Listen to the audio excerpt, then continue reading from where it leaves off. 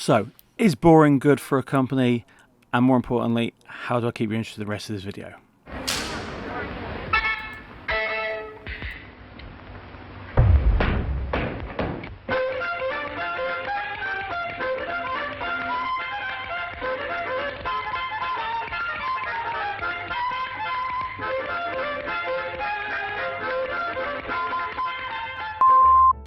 So Boxlight is a company which deals mainly with displays for schools as replacements for like blackboards, teacher props, various things like that. It's a tech company which saw its main explosion sometime around 2020 I would say, where share prices were really high. Look at the market caps and all the trading for that. Go back 3 years. Yeah, you can see here it's basically around $3.50 almost. This was at the peak of its trading a little while ago, and as you can see the price has dropped significantly as the tech bubble has exploded. So what we're going to do is we're going to go through the usual SWOT analysis, strengths, weaknesses, opportunities and threats, so we can kind of take apart what Boxlight Corporation is and what it's capable of. But first, here's a word from our sponsors.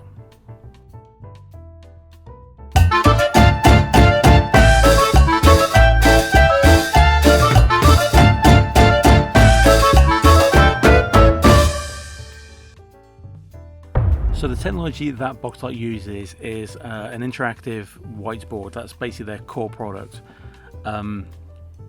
It's right at the epicenter of what they do. It's not an uncommon technology, it's quite easily available, but what this company seems to do is specialize in the networking around that and the support that teachers and educators have in order to use this to teach and train their pupils with whatever subject they're doing that would require that, especially within the STEM subjects.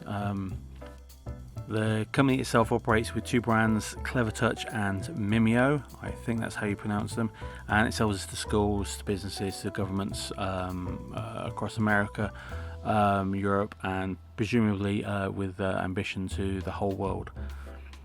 So with there being a reasonable market for this within the whole strata of government and education, and a suitable technology that could fit into all this, and a strong management team that would look after everybody, this is where we consumer management, the strength of the company lie. So the weaknesses of the company itself are simply the competition. There is a lot.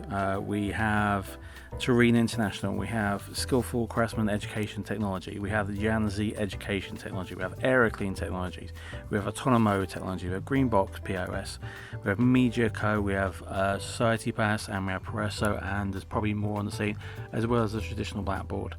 The technology that they use isn't that unique compared to the rest. It's merely the way they're managing it and putting it together. This isn't the difference between VHS and Betamax. This isn't the difference between a laser printer and an ink printer. The fundamentals are merely the way the company is approaching selling their products and managing the aftercare for the customers. The opportunities of the market at the moment are quite difficult to kind of get your head around and work out whether a company can be safe going forward.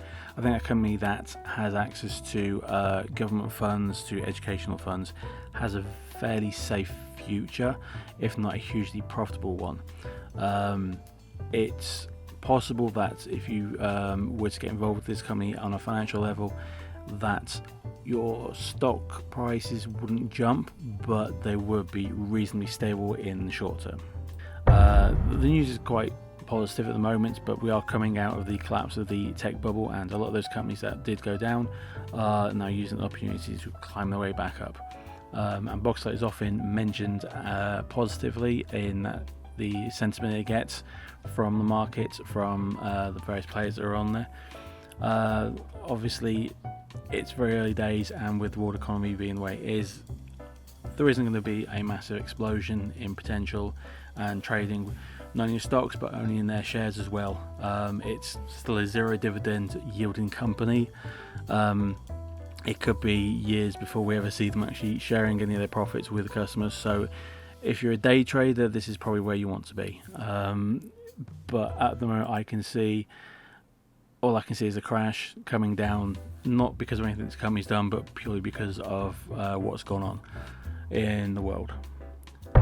So, in conclusion, is Boxlight a good investment, a bad investment, or a simple kind of whatever investment? I think it comes in the simple whatever investment. You're not going to make a lot of money investing in this in long term, but it's not a volatile company. Its share price isn't erratic, and the news that come out in association with this company and the entire market for educational props wouldn't prompt any kind of like jumping up or down. It isn't a controversial company. It isn't going to create the kind of volatility that will allow day traders to pay for their beers, but it is going to be something that you'd want to hold for 5-6 years. It's a middling company. It will take care of you in the long term, and as we come out of the damage caused to the world economy, I think maybe it will give you a decent enough return on your investment to be worth it. It's a good company to be investing in. Obviously, education is always good for the future, and overall, I think I'd say this is worth looking at, basically. But do your own research. Don't rely on me for your advice. Look into the company, go to the website, look at what they're doing, and make your own decisions going forward. Okay, that's it till next time.